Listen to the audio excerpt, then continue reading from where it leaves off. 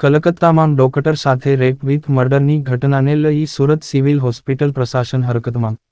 કલકત્તામાં doctor સાથે સર્જાયેલી rape with મર્ડરની ઘટના બાદ સુરત સિવિલ હોસ્પિટલમાં સુરક્ષા વ્યવસ્થા વધુ સઘન બનાવવામાં આવી છે.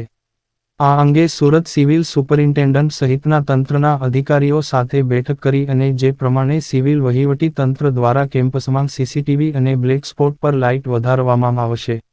આ સાથે જ મહિલા ગાર્ડ સહિત 15 સિક્યોરિટી ગાર્ડમાં વધારો કરી દેવામાં આવ્યો છે, જે રાઉન્ડ ધ ક્લોક ચેકિંગ કરશે. રેસિડેન્ટ તબીબ ડૉક્ટરોની જે સ્ટ્રાઇક હતી તે કલકત્તામાં જે ઘટના બની, જે જઘન્ય અપરાધ થયો રેસિડેન્ટ ડૉક્ટર પર, તેના આધારે આખા હિન્દુસ્તાનમાં અને આપણા ગુજરાતની પણ તમામ મેડિકલ કોલેજોમાં રેસિડેન્ટ ડૉક્ટરો સ્ટ્રાઇક પર હતા.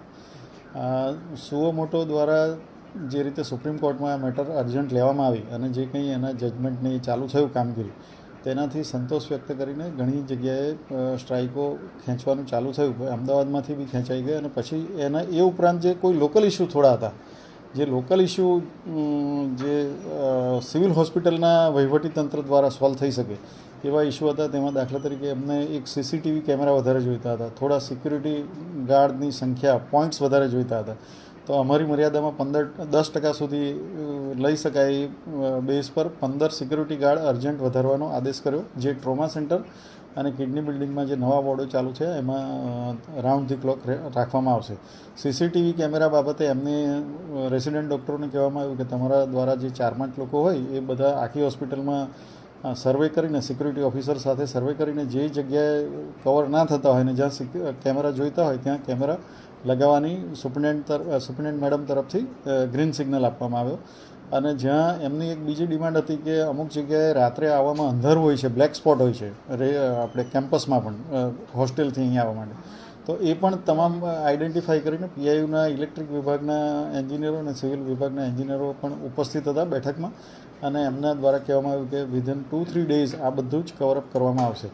તદુપરાંત એમને ફિમેલ રેસિડેન્ટ ડૉક્ટર માટે વોર્ડમાં નાઇટ ડ્યુટી માટે અલાયદા રૂમની વ્યવસ્થા બાબતની માંગણી કરી. તો અમુક વિભાગોમાં હતા અને અમુક વિભાગોમાં નહોતા. જ્યાં જ્યાં નથી તેનું પીઆઈયુ દ્વારા પાર્ટીશન કરીને કેવી રીતે પણ ફિમેલ માટે અલગથી વ્યવસ્થા કરવામાં આવશે એવી ખાતરી આપવામાં આવી. એટલે એમને સંતોષ વ્યક્ત કરી અને પછી દર્દીની સેવાઓ ખોરંભે ન પડે એ હેતુથી, ઉમદા હેતુથી સ્ટ્રાઇક વિડ્રો કરી અને વહીવટીતંત્રમાં વિશ્વાસ વ્યક્ત કરી અને જે કંઈ માગણી છે તે અમે ઝડપથી ફૂલફિલ કરવા માટે વહીવટીતંત્ર તરફથી ખાતરી આપવામાં આવી. સિવિલ હોસ્પિટલ તંત્ર દ્વારા કોઈ સીસીટીવીને કે એને લઈને કોઈ સર્વે કરવામાં આવ્યું છે? સર્વે ચાલુ જ છે હાલ. અત્યાર સુધીમાં 48 કેમેરાની વાત છે, હજુ સર્વે પૂરો થયો નથી. જે કંઈ કરવા યોગ્ય હશે તે લોકો સ્થાનિક કક્ષાએ આ થઈ શકે એમ છે, જે થઈ જશે.